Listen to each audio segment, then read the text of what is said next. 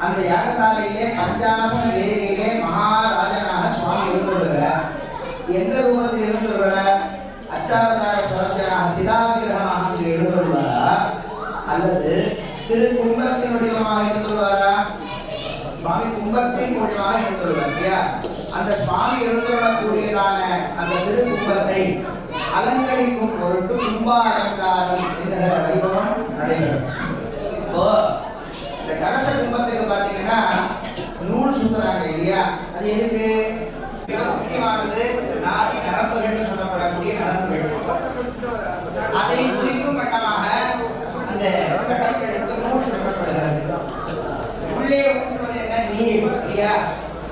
ஜீவனுக்கு ஆதாரம் எது அப்படின்னு கேட்டீங்கன்னா நீர் தான். வள்ளுவர் என்ன சொல்லியிருக்க, நீரின்றி அமையாது உலகன்னு சொல்லியிருக்காங்க. அதனால லோகத்தில் இருக்கக்கூடிய எல்லா ஜீவனையும் திருப்திப்படுத்துறது எதுன்னா நீர் தான் இருக்கும். அந்த திண்ணையில எப்பயுமே ஜலம் இருக்கும், நிறைய இடமும் இருக்கும். வழிபோக்கர்கள் வந்து தாகஸ்நானம் செய்து கொண்டு சிறிது நேரம் ஓய்வெடுத்து செல்வார்கள். ஆனா இப்ப அப்படி இல்லை, அதுக்குள்ள நம்ம போக வேணாம். ஜீவநதியான புனித தீர்த்தத்தை இந்த கலசத்துல நாம சேர்க்கிறோம் இல்லையா.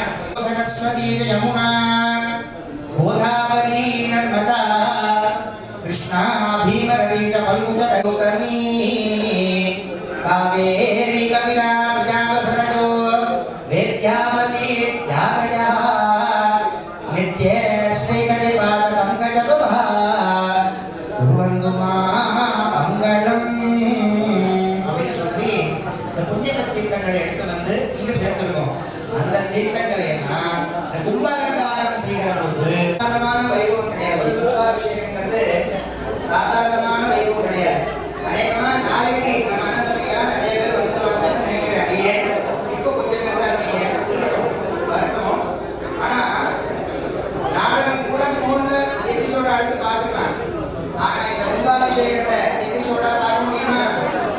சாமி வீடியோ கூப்பிட்டு பாருங்க, அதெல்லாம் போட்டு பாருங்க சாமி. அது சிறப்பு இல்லையே, அது ஒரு நினைவாக இருக்கும்.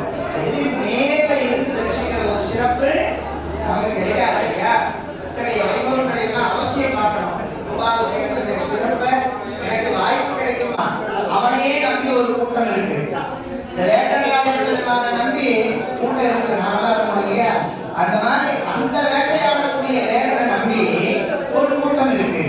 அந்த கூட்டத்துக்கு பசியாக்கிறதுக்காக தான் வேட்டையாடல். மற்றபடி நல்ல மனம் கொண்டவன் வேற எந்த முறையும் அவனால சொல்ல முடியாது, அவன்கிட்ட சொல்ல முடியாது.